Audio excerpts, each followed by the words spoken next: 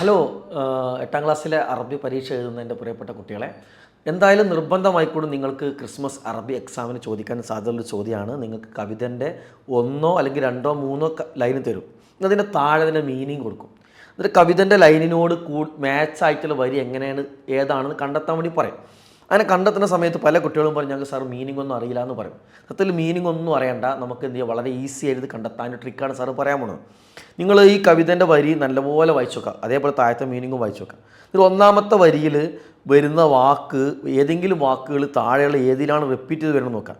ഉദാഹരണത്തിന് നമുക്ക് ഒന്നാമത്തെ വരി ഇങ്ങനെ വായിച്ച് നോക്കുമ്പോൾ അതിൽ ആ മാല് എന്നുള്ള വാക്ക് എന്ത് ചെയ്യുന്നു, രണ്ടാമത്തെ വരിയിൽ റിപ്പീറ്റ് ചെയ്ത് വരുന്നു.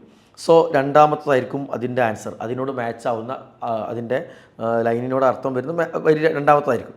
ഇനി രണ്ടാമത്തെ വരി നമുക്ക് ഇങ്ങനെ വായിച്ചു ഹെൽബസൊക്കെ സിയാവിനോ ഇങ്ങനെ വായിച്ചു പോകുന്ന സമയത്ത് നമുക്ക് എന്ത് ചെയ്യാം, അതിൽ കാണുന്ന വാക്ക് നമ്മൾ ഏതിലുള്ളത് നല്ലപോലെ നോക്കാം.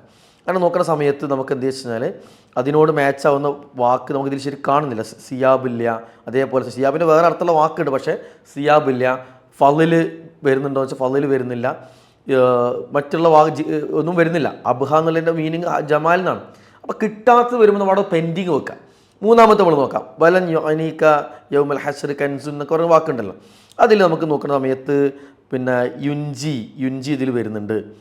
അത് ആ ഹലാൽ ഇതിൽ വരുന്നുണ്ട്.